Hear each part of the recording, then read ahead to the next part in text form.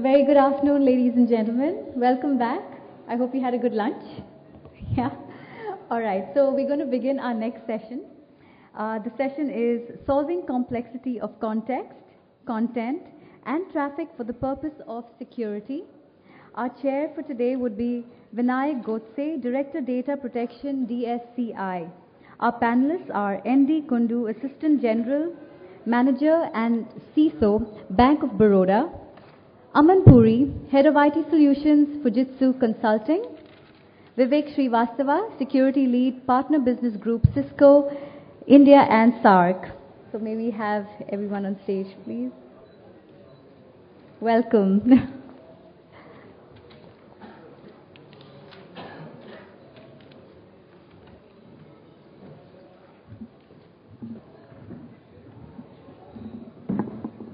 I now officially hand over the session to Mr. Godse.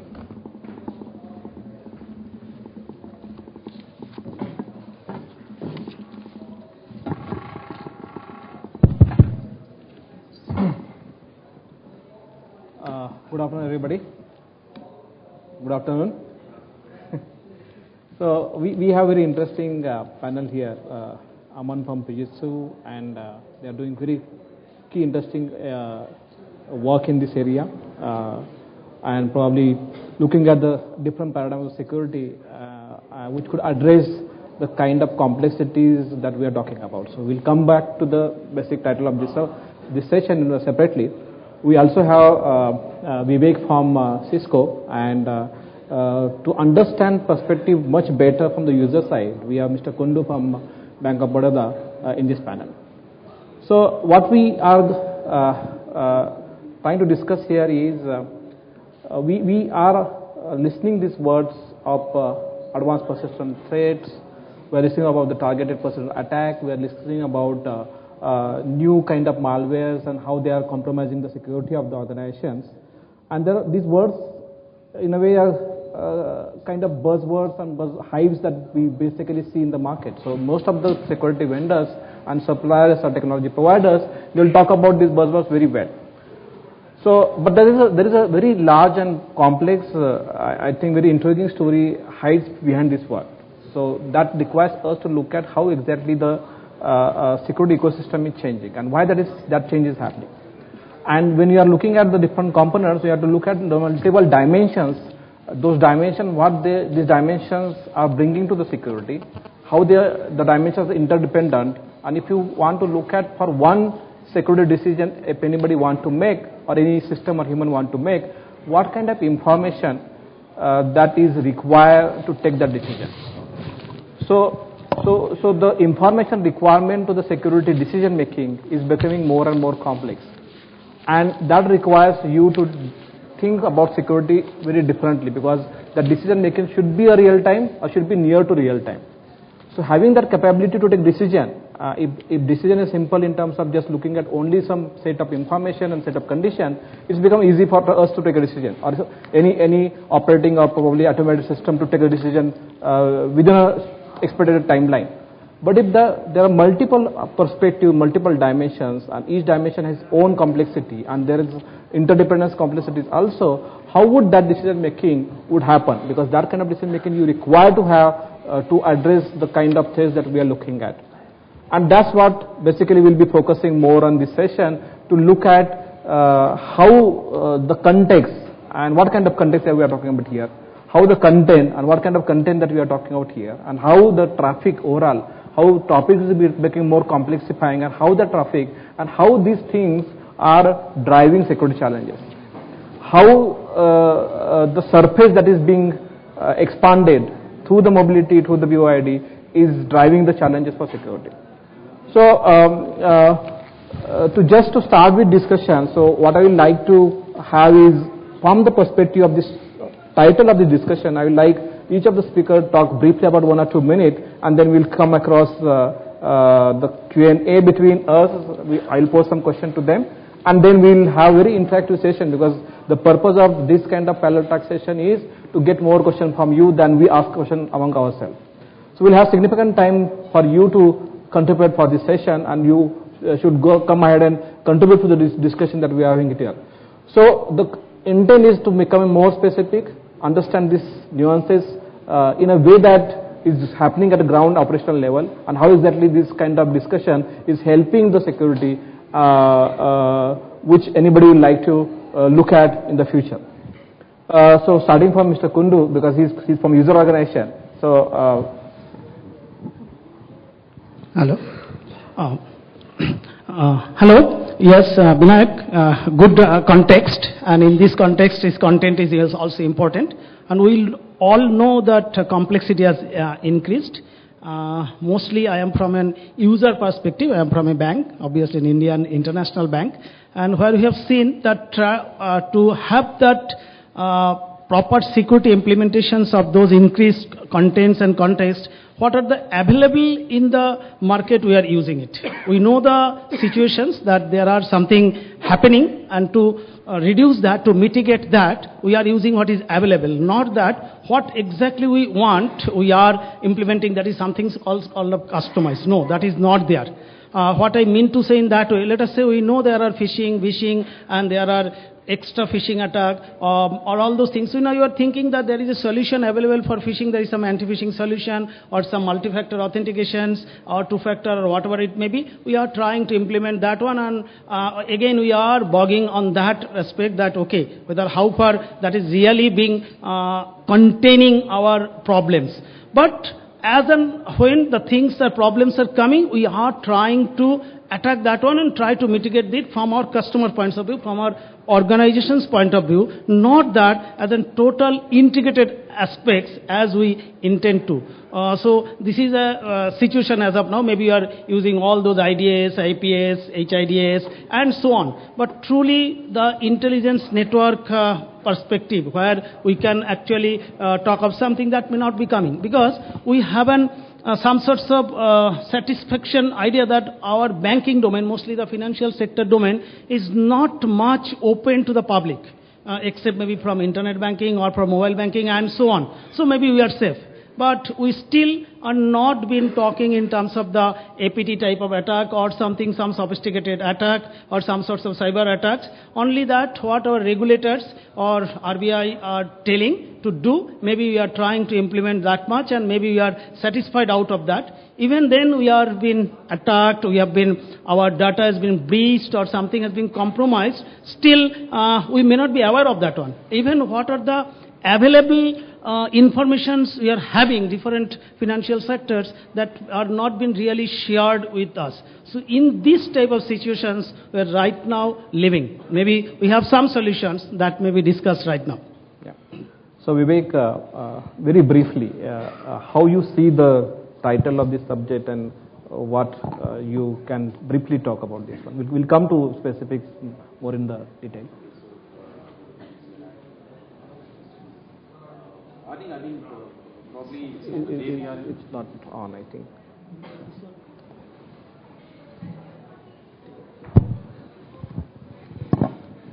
Probably the day to day, if you look at where we are, probably I would say, let's take a step back and, and have a view. Why are we having this discussion? Why are we talking about the context awareness? Why are we talking about the content awareness at all? Primarily three things that I would see as a IT security guy. One, that the kind of enterprises that we have completely changed. The way we use our mobile devices, the way we use our, tools and applications, and, Web 2.0, rise of collaborative applications.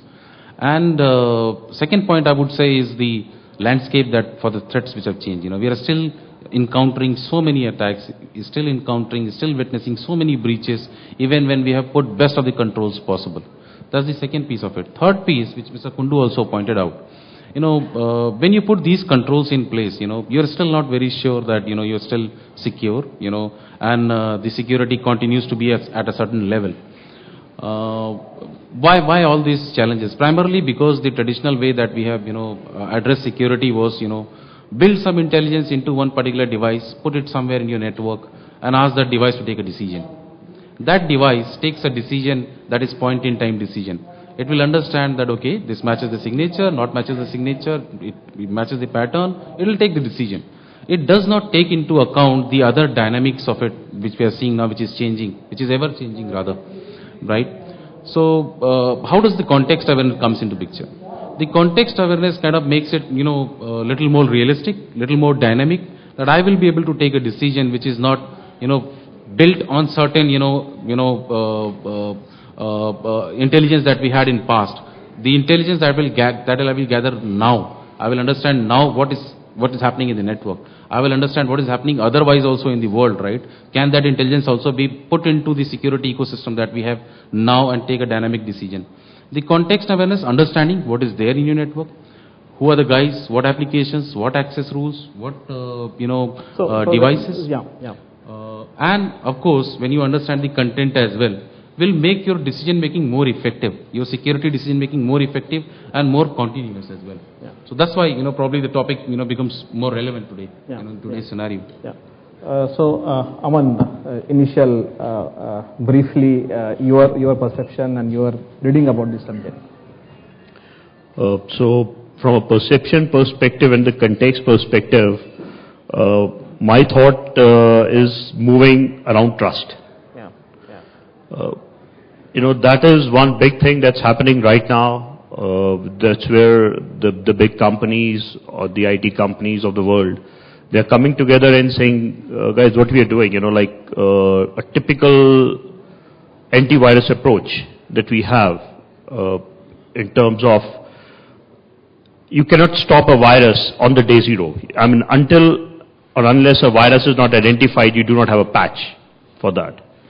So same corollaries, like someone knocks at your door and you open the door based on, the past interactions you have, or you identify a person, which is pretty much like a blacklist approach. So as long as you say, person is not allowed to enter my home or my computer, I can stop him. But as long as your blacklist is not updated with the information of that person or that intruder, you cannot stop it. So the paradigm shift that's happening is that people are moving to a trusted computing, where they say we will work on a whitelist approach. So we'll only allow identified systems to do transaction with our systems. That's the environment that all the companies are building together. And, we won't go too much into technical details right now, but so right now a chip called a TPM chip is welded to the motherboard. You might not know right now, but it's on millions of devices, it's already planted. Most of the laptops, servers already have this chip welded on the motherboard, which it's already there. So when the complete, I would say the environment becomes okay for trusted computing, all these chips are going to be enabled. I mean, you can use applications and all that hash value of your applications, the state of the application is actually getting stored into the chip. So if you turn on your chip today, you get all the data stored in there. So primarily it is more on the paradigm shift that's happening, people moving towards a trusted computing approach. So that was my take, Vinayak. Yeah, I think what he brings is the trust. But then the problem with this trust is, dependency of this trust. And there are multiple aspects. For example, I think this is okay. In the environment where there will be multiple mobile connections, in the environment where people will be using their own personal devices and connecting to the network, in the environment where people would be accessing through different access network, means maybe may not be incorporated, maybe from the outside our home network also. So the parameters which probably helps you to take that decision and to help you to trust an individual transaction, how would anybody can look at this element in a way that it will address those kind of complexity. So what I'm trying to say here is the dependency of trust and how much complexity that you see in terms of parameters and the way it is coming up and what direction is coming up. So Vivek, for you.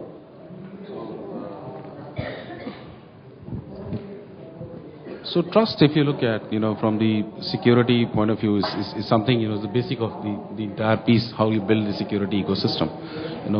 Trusted computing, as you talked about, sir. From security, perspective, there are various ways that you can look at, building that, right? While we look at the normal attacks which are happening from all sources, right? One way of looking at it is that, we will define that these particular, sources are not trusted for me. And I will not be taking any packets, I will not be taking any connections, I would not invite any kind of, interactions with these sources. How would you build that, right? Probably we can build that, using some kind of intelligence system, understanding what is happening around the globe, which are the sources, put some research around it, do some analytics, of the data available to us. So from that perspective, one is the source. Right. So what is the other dimension? See, other dimension is the context that you build the context internally. Let me take an example. Yeah. Vivek Srivastava sitting in office, using his registered machine, trying to access a, some finance application, is absolutely fine, trusted, allowed. But at the same very time, the iPad that I carry is now trying to access from some other location the same finance application. Now here is the break that we see in the trust, right? Because I cannot be at the same place 2 times, right? So the second one I don't trust. Because I build the context, I understand my context says he's there in the office. The network security ecosystem says he's there in the office. How come the iPad device can be connected from other place? I will not trust that connection. And then all these dimensions would able to, the new network security engineering we are talking about, so it will able to look at all these dimensions and take decisions on real-time basis. It will be... Absolutely. See, what we are saying is that, probably what we need is a platform approach. The platform is not about a particular product. Platform is about the entire IT ecosystem that you have, network, of course, plays a very important role, because network is one piece that connects it all. Devices here, or, you're connecting to cloud, you're connecting to your, applications in office, you're connecting to any particular resource which is there in office, or from wherever you're connecting. Network is still one single thread that is connecting it all. What we are saying that probably we can leverage network to build that context and make sure that your security policies are uniformly enforced across all these places. So whatever new platform that we are talking about, we are saying network will play a central role, because it carries all the context information, it carries all the content information, intelligence about each and every single packet it carries, and use that intelligence to build or to enforce that security policy. So let me come to Aman on this part. Aman, I think I know of the security level which is being used as one of the concept in TPM side, and depending on the context, the security level can be varied, and based on that decisions can be taken. So can you just throw more light on that, please? Yeah, so the way like we were looking at, let me take an example of computer. So I have a computer, I do office work on that, I have Microsoft Word, Excel, PowerPoint loaded, and I also like to watch movies. So I have VLC media player loaded onto my computer, right? So, I mean, it is not an application VLC media player which is prohibited by my system. I can have other media players and other things loaded. So, the hash value or the state of my computer, depending upon when the IT guy handed over that computer to me, in a particular state, was at trust level 9, which is, Aman's computer is good, he can transact, he can read data, he can write data, but after a few days when Aman loaded VLC media player and also some pictures or videos, then the hash values or the state of my computer changed. So now when the intelligence system looks at it, he says, no, I think writing is not something which is good for this computer now, so we'll make Aman's computer's level 2 5. So he can read, but he cannot write. And we were discussing yesterday also about, the attacks happening, so viruses attaching them to other applications.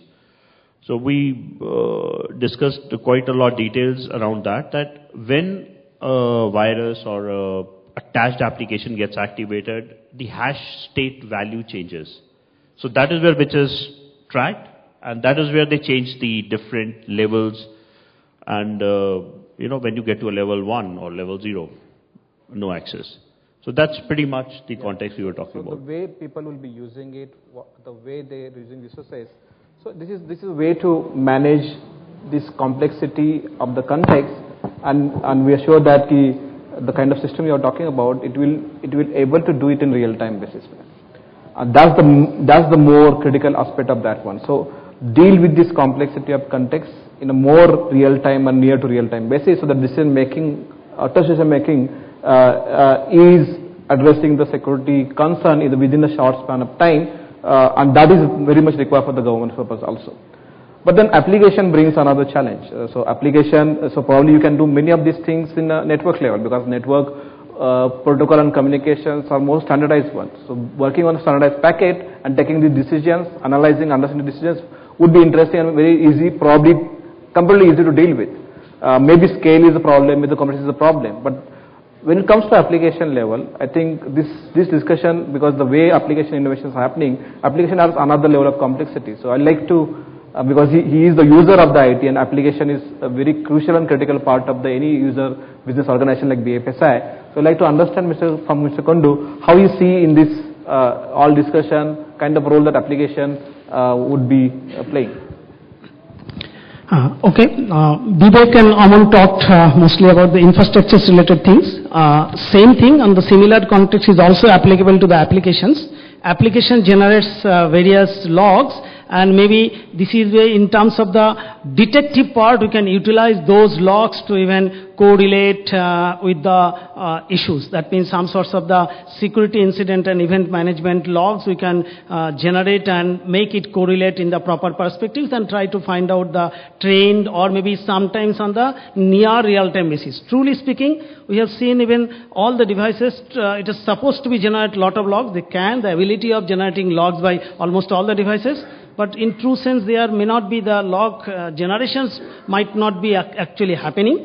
Then when we try to implement some sorts of the same tools, then we try to see that, okay, for these performance issues, this device is not actually generating some logs. So first things, availability of that logs, the contents of that logs for all those security contents, and correlate them in the right way, so get a decisions on the real time or the almost near real time basis, maybe as a dashboard or whatever the way it is feasible. Already there are some security solutions are available, but may not be exactly right what you want for all those advanced type of things. Mostly maybe still awareness or maybe the demand or not come at that stage. I said that you have to create that awareness also along with that one when you talk about the application security in terms of this complexity. Yeah.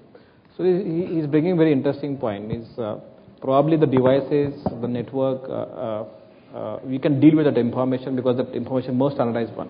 But many of the application may not able to generate information itself, which is required for taking decision. So those kind of application, most of the legacy application will have this problem. So they won't struggle to generate the logs that is required to analyze and probably identify the incidents also. So from application side, definitely this is more challenge in terms of bringing that kind of information required to take decision in application side. But then if you look at the network side, even endpoint side and even network side, I'm not sure, and that is a question to me, from me to all the panelists, and I will validate that question with Mr. Kundu also. So what we are talking about is the humongous amount of information that we need to process to take security decision. Means we are talking about certain level of intelligence, and now we also hear the buzzword about security intelligence and security analytics. So we are going to that level now. So are we able to, so there could be multiple devices, and multiple devices maybe from the multiple operators, multiple technology providers. So our current existing contemporary security implementation are competent enough to provide that information in such a way that they're interoperable, they can read each other, they can exchange the information between each other, and then create the intelligence which is required to take security decision. So starting from you. I think pretty relevant question these days, because so many devices that we are seeing, we all love our devices as well. And so I would say that, when you talk about security per se, when it comes to the multiple devices that you have in the infrastructure, the ecosystem pretty much solves the problem. If you build an ecosystem and, rather than taking a point approach, if you look at the entire security ecosystem, how it can be built, that can be pretty much solved, easily. I'll give you an example. I would rather look at the smart identity of the users to define a policy. When I say smart identity, Vivek Srivastava using his, company given laptop is, identity 1 for him. And Vivek Srivastava using his iPad is identity 2 for the organization, right? And I can put these identity into groups and define policies that what they can access, what they cannot, right? So I pretty much take away the challenge of, various devices, because I can put them into group. I will not have to go and individually create security policy for every device and every user, because I understand, okay, finance guy is allowed to use his iPad, and these are the things that he can access with his iPad or with his iPhone. While the HR guy with his iPad probably can access only, limited number of things, right? So these kind of things I can define at the policy level itself, and I also reduce the complexities of getting into granular policy, configurations for each and every device. So if you talk about the ecosystem, and if you build an ecosystem like that, yes, these complexities can be pretty much addressed in today's security solutions. So let me ask this question to Mr. Kondo, and because he is the one who is using these technologies, and what challenges he see, because we talked about integration, we talk about interoperability between these different n number of solutions, and then we have to deliver security by taking all these solutions together to the expectation. So do you think there is the humongous amount of problem that you are dealing in terms of managing all these solutions to deliver the value? Fine. As far as the Indian financial sectors, so to say more towards the public sector banks is concerned, truly speaking, the bank or the network guy, network administrator or the CISO level or at the security administration level, things has been at the discussion stage. They are thinking of that one. They are more, I'll say, happy with the introducing or implementing some sorts of the available solution as such. Something like advanced threat, like advanced persistent threat, or some of the complex attack or something which may be coming. Still, they are in the thinking stage. In the implementation stage, still they are not yet ready. Now, But suppose suppose you want to take that decision, go for implementation. Fine. Do you think that this will create a problem in terms of implementation? Obviously, at the initial level, that will create a problem of these things. The understanding or making the board level to implement this type of solution, obviously with a very, very high cost, unless that necessity comes. Maybe unless a big fraud comes, we are not very much aware of that one to mitigate that fraud. Unless that there is an attack in the ATM enclosure came in the Bangalore, then only RBI or different bank or police thinking of, okay, let us implement security at the inside the computer, outside the computer, 2 CCTV at the inside and outside, and obviously to contain the cost, let us charge 6 rupees for the part transaction, which is right now is not there. So thinking from that, we are more toward the reactive, as Vivek says at the beginning itself. Proactive measures we have to start taking. Maybe obviously the private sector organizations may be more proactive in taking this type of decisions. Public sector still will take some more time. But obviously some decision has to be taken to take these things forward. So my question to now, Aman, we talked about TCG, and TCG is a consortium of multiple this organization. I know that Cisco and Juniper is also part of TCG group. So this problem probably is there, interoperability, people talking to each other, and then you need to create something which is a standardized base so that communication happens in a standardized base, so that people will not, the organizations like financial sector or anybody who want to implement such kind of solution will not face problem in implementation. So can you just throw light on how TCG is creating ecosystem so that interoperability problem will get solved in the coming future? Right. So the way TCG started was pretty much around PCs, computers, laptops, servers. Now there is another working group that's working on is the trusted computing for embedded systems. So these are the standards that are being built for the TPMs that are going to be embedded onto the mobile phones, maybe to sensors of healthcare equipment, which are transmitting data to railway stations, train stations, where all the data is being interchanged. Is very critical so that that if someone otherwise puts an identity, risk and hacks that particular thing and sends the wrong information, I mean, it could lead to a lot of accidents or basically... So the role played by standardization, how Yeah. standardization help into creating that overall ecosystem to take it to the next level. Yeah, so that's what I'm saying. So as of now, what we are doing is we're picking up the big areas, where the non-PC based app devices, so like mobile phones, like printers, so all this is happening, and as these things percolate more and more, these groups are going to work together to see how the interoperability, internal communication, but the core could be pretty much the TPM chip, which is, as I said, welded with the motherboard. So now let me go to we definitely discuss of the context, and when it comes to contents, we talk about the different dimension of the contents, and we should talk about ability to deal with this different dimension in a very real time and near real time. And probably I'm not using the words security, intelligence, analytics much because these are the things which is under that word. That's why I'm restricting myself to use that word in this particular discussion.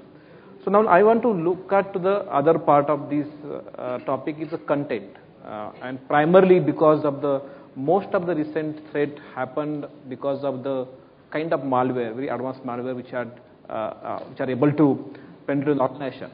So one way of looking the malware is content. Another way of looking is to look at the traffic. So I'd like to ask Vivek on that part, how much this content and what kind of content-based security or content-aware security brings to the table, and why we require to look at that, and then we'll come to the traffic part. So primarily, if you look at the advanced malware context, in that relation, I would say, content, plays one small role there, If you have the visibility of the content, you will be able to put granular controls, as per the policies that you want, what is acceptable, what is not acceptable. So pretty much quite of it, you'll be able to take away, from the fray that, okay, this content is not allowed at all, so I will not have risk there. That is the first piece. So this granularity piece is very important. For example, we talk about social media applications to be allowed from the organization. And in that social media application, for example, anybody implementing Skype. Yep. So you can allow Skype communication in the organization, but Skype also has internal file transfer mechanism. Absolutely. Can this granularity go to that level to control the file transfer into Skype protocol or kind of application? Absolutely. Your ecosystem and the controls that you should have, it should be able to not only go to the applications and deeper into the applications and deeper into the micro applications, and should be able to contain the behavior that they have, right? Like you mentioned, file uploads. Yeah.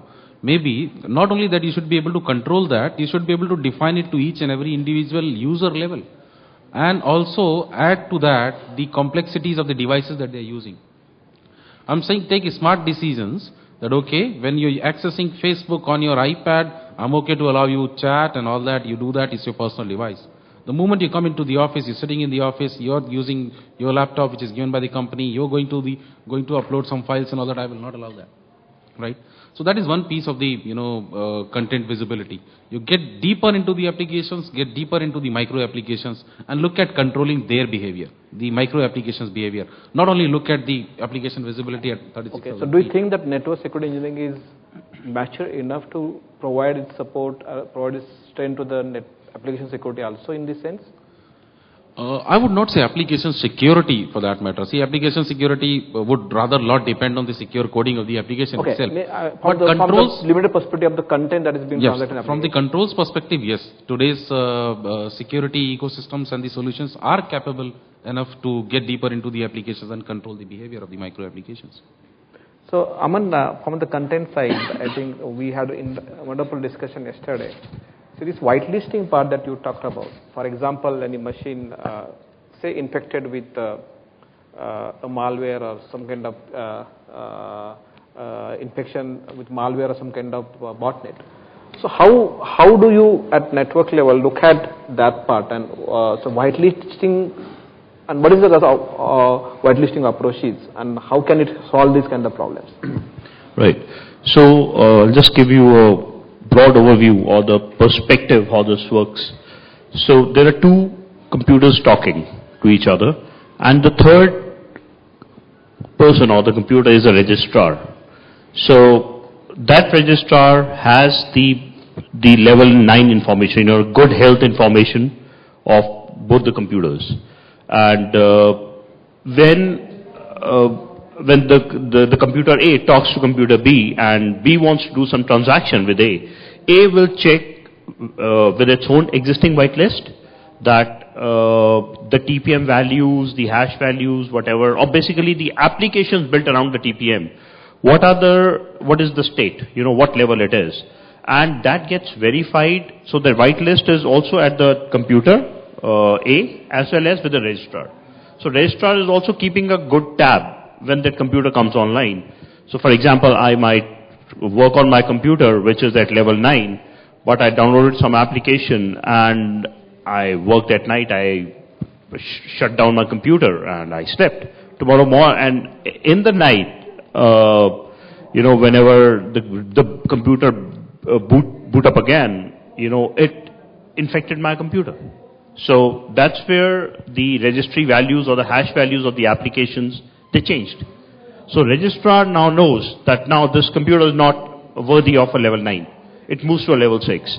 So that whitelist, what you're talking about, is pretty much some data which verification that happens both at the computer end as well as with the registrar end. So to Mr. Kandu, I think so one interesting part of this discussion is looking at the devices and where we are and how much these devices like mobility, BOID. I'm sure that we are still at very preliminary level of provisioning these devices in the organizations like banking sector, but then it is going to happen in future. So, and these devices will complicate a lot in terms of the security perspective. So you'll have to deal with a lot of complexity, and we are again talking about your content. And these devices also will bring some content which could be potentially malware. So how do you see from the user industry side, how should and what should be the overall architectural approach going forward? Suppose you are going for that one. Fine. Not only these devices, even the concept which is BYOD and which is now converted into bring your own anything type of thing also, that will also complicated the total situations in addition to all those network and all those devices in the organizations. Obviously, we need an integrated approach for the solution of these type of issues. Maybe some sorts of security operations centers, which is already there, which is their own, or it could be hired, and then that could generate all those correlations and make an integrated, I'll say, outcome of these things which can solve the problems. It's not only single device related, some Cisco or some other company will give you some solutions, some application will give some solutions, and then integrating all those things, you should have a unified integrated, which is actually also difficult because any organization has a lot of different types of activity. So integrating the infrastructures as well as the application sides from this traffic and content point of view is really a real challenge, and maybe we have to do it more towards the SOC integration process. That is the only things I can so now we are around that's really interesting perspective. We are around 20-25 minutes to take the question. So, but another dimensions that I am coming with, and which is open and thrown to the audiences also. So we talk about mobility, BOID in many other contexts, then virtualization also adds. So in a way, virtualization, there will be multiple such connections that will be made to the server. So means that will bring a lot of new connections and new traffic layers that will be created on the network. So that will add scalability requirement of the security decision making you're talking about. So that will also add a lot of complexity also. So under these scenarios, these are discussion point that we had. So now we like to hear your views, your questions, comment, observation, and contribution to the discussion. So if you can brighten up the lights so that we can have questions coming in. Asim? Anybody want to make a comment or questions?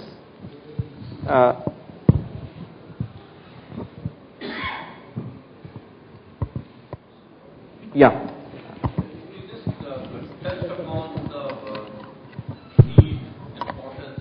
Standardization in this. So maybe you can throw some more light on what are the standardizations being attempted, is something is being done in India, or and what direction it is going, and a little more on that. Yeah. So, as I said, the Trusted Computing Group is actually a standards organization. So, while the TPM chip is being built, they are putting up the standards and giving it to the vendors like Intel, Fujitsu, who are developing the chips. So that when people build applications around that TPM, they should be accessing, pretty much in terms of web application, like the standard function calls, standard APIs that need to be accessed. So, because we all have view for the future, how this is going to look like. We all will be working in a trusted environment. So countries around the world are joining Trusted Computing Group. And they're saying, like India, we have agreed that, so Government of India is anyway now a member of? Means like there are multiple things that we are looking at. So one is increasing participation of our country into these kind of standard making activities. So and these technical standards are very important way to look at that one. But TCG is one standard making body, and these are technical standards we are talking about. Do you have any idea about the kind of standards that is being developed for networking, communication, message exchanging, all these things? I am aware about NIST is working for standardization for security automation. So these require a lot of automation also. This requires a lot of real-time decision making also. So they are working towards creating standards for that one. And significant effort has been put for that one. So I'm afraid, it's kind of limited towards two kind of things when it comes to security solutions. One of course is our particular technology, standards.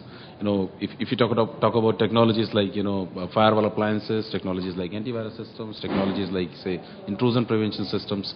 So one is that, of course, that particular technology subdomain can follow certain standard systems. There are a lot of, such systems are, available. And then the second standardization comes from the, practice perspective. When you do security policies, how you define security policies, how you practice more, practice level but standards. overall, looking at the security ecosystem, that this is how the security ecosystem should be built. We are working, with DSCI to build some architectures, security architectures, which are kind of blueprints, can be used for certain, verticals, like say financial vertical, for say IT and IT services verticals. So those blueprints and reference architectures are being built, and we talk about that. Yeah. But but then I can refer to some of the standards, especially NIST is working on their standards, and even National Security Council in US is working on the standard. So what they are focusing on, 2-3 more important things. One is security automation. And for that you require to have system talking to each other. And for that you require to have certain way of standard way of communication between the systems. So they are defining standards for that one. And there are multiple open source initiatives and directions. So if anybody interested, we can join you to those kind of initiatives that is happening in the technical standard making element also. IET is also working to work on these kind of standards which can help next generation security implementations also. Yeah. So I think from you it's more addition to what we are discussing here than a question, I believe. Yeah, I have a question regarding that. Yeah. Hi, my name is Sanket. Now, what I understand is the need for context-aware security starts from a point that there are multiple devices, as you said. There are multiple security solutions within the network. Multiple devices and multiple situations that people are accessing the systems and applications on network. And there is too much of data generated which is not possible to be identified by the human eye. It's beyond capacity of the human. Right? That's where the need of the context-aware security starts. Now, I believe one of the ways to handle it is a pattern analysis where a tool, be it a part of an appliance, a security appliance, or a standardized or a standalone tool, which says this is the organization's normal behavior and these are the abnormalities that have been identified, which gives a hint to the administrator, hey, this is an area where something is going different, there's a behavioral difference which needs to be focused upon. Any inputs that you have on this that? is one approach to look at understanding the normal behavior of the network and look at abnormal behavior of the network. So this is one way to understand that one. So there are multiple ways to understand the one. I think here, in first row.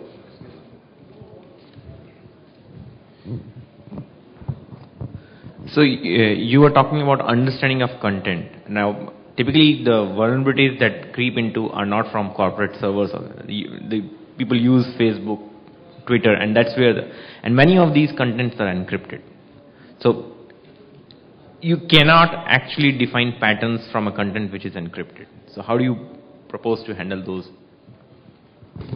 Okay, so see, I would rather pick up that point of the behavior analysis. So there are few things that you can look at from security. When you build a security ecosystems, when I'm saying it should be probably addressing the entire attack continuum. You're not building your system only for defend, right?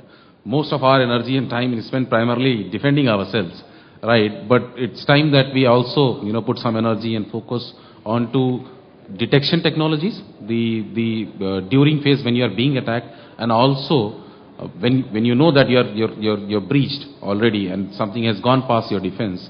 How do you get all these things back into back up and running?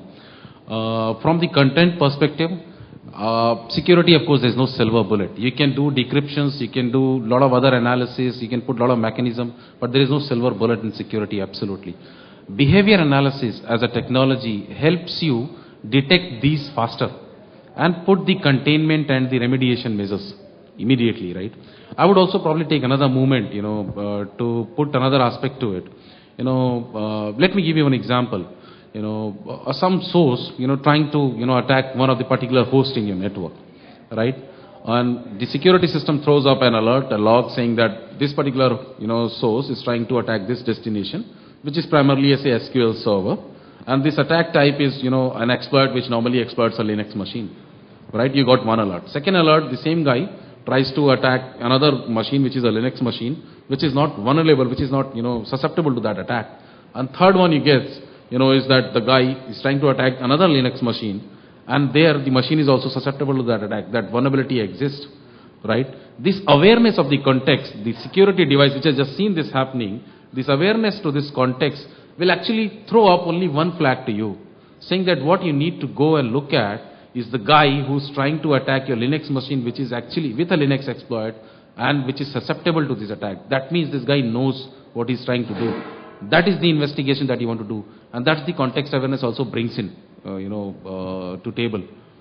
The real-time intelligence and the real-time decision making. Decision making can be faster and easier. Yeah. So now I think what we are talking here is when you have to take a decision, you have to think about many different isolated, discrete, probably slow and low profile event, and aggregate that or consolidate that or correlate that to think that something is, and to analyze that something is going wrong, and then use that to take a decision. So that's what we are talking about. That's what all this intelligence and analytics is talking about, and that's why they need. Means behavior is a very subjective thing. Behavior is very subjective thing, and you need to deal with a good amount of data to understand the proper behavior and improper behavior. And that's why you require this kind of capability, and that's why you talk about security intelligence and analytics a lot in the security space. So I think we are trying to demystify what this intelligence and analytics is. So Kundu sir, what is your views on that? Right. I think the same thing we are also applying when you talk about some sorts of fraud risk management solution type of thing, where we talk about the user velocity, we talk about the device velocity, and so on. And there is actually all behavioral pattern and all those things are coming into. And we have a really huge amount of data is there. But all those decision and what are the intelligence so far built into it, this is more or less is a static intelligence, so to say. We want that this should be more coming towards the real intelligence. Maybe here you can talk more about the, I think, big data analytics and that, so whether that can come into pictures in implementing mostly in the more towards the, I'm talking about the more toward the financial institutions. That could be one of the ways forward. Yeah, we still have time to take 2-3 more questions.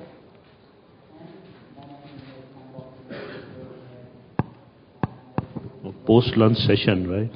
Yeah, but then I understand the subject is a little bit difficult going in detail on specific area.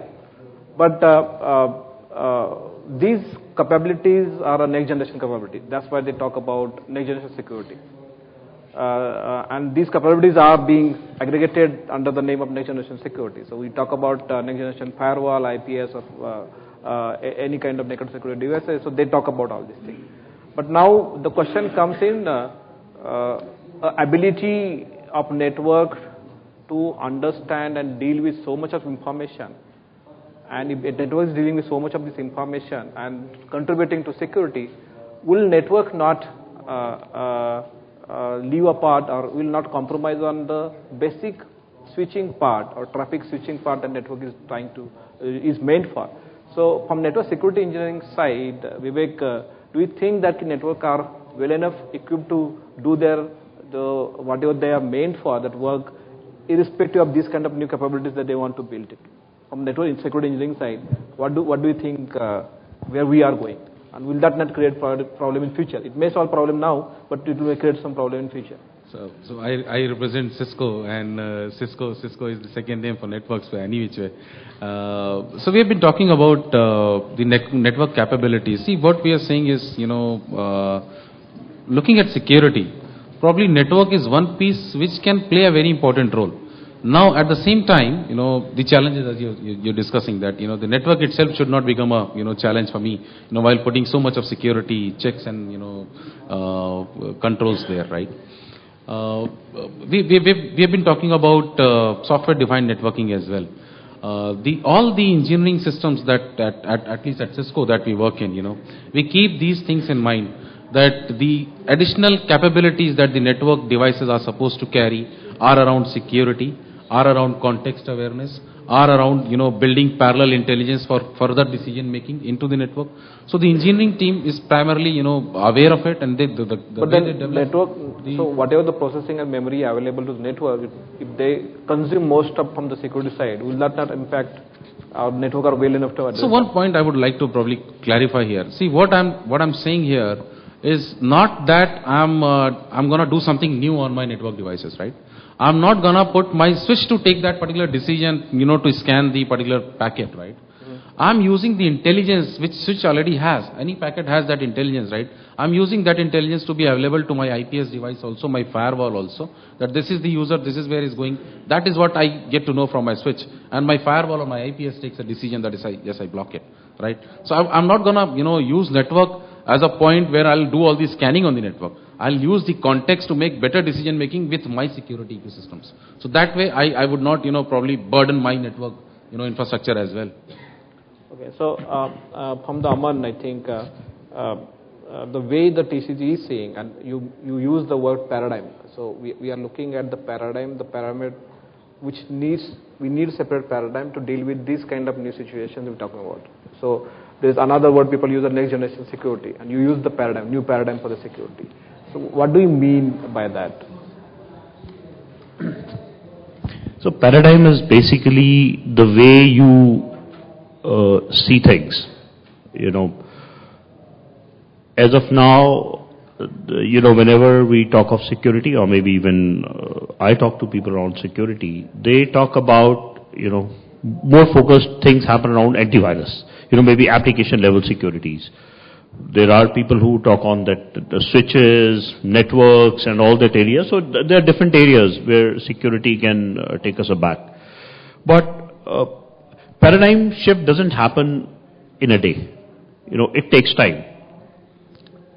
So there was a corollary that I was getting attached to. So we all have a USB drive into our computers today. Let me call it the USB port. The port was not there a few years back, right? Now we have 2 ports, 3 ports. So what the manufacturers started was they put the port. So initially there was 1 port. Then the application developers or the device developers, they started building applications for that port. So now you see like Tata Photon is on USB. You have external hard drives on USB, mouse. You name a thing, it is pretty much on the USB.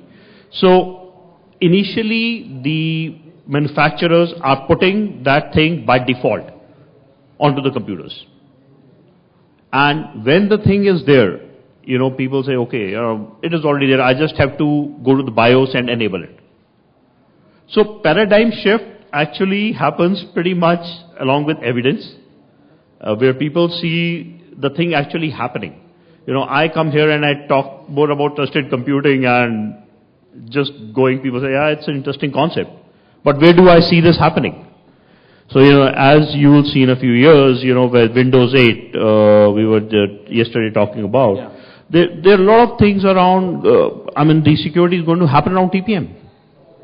So, what we are saying is fundamentally the way security is being seen from the hardware level, network level is changing now. It's changing. It's becoming more integral part of these devices and these systems and equipments, and that's where it is going. And why it is required to do that? Because it has to deal with this complex of the context, it has to deal with this content, the multiplicity of traffic, and it has to deal with that in very near time, and to take that security decision which is required. This is crucial to deal with this new kind of threats that we talked about. So with this last note, I think we are towards the conclusion of this session. I will request all of the participants to give a big hand to the panelists here. We hope we learned today in this particular context, and probably this learning will continue. So we will go for the next session immediately after this one. Thank you. Thanks for your hearing and contribution.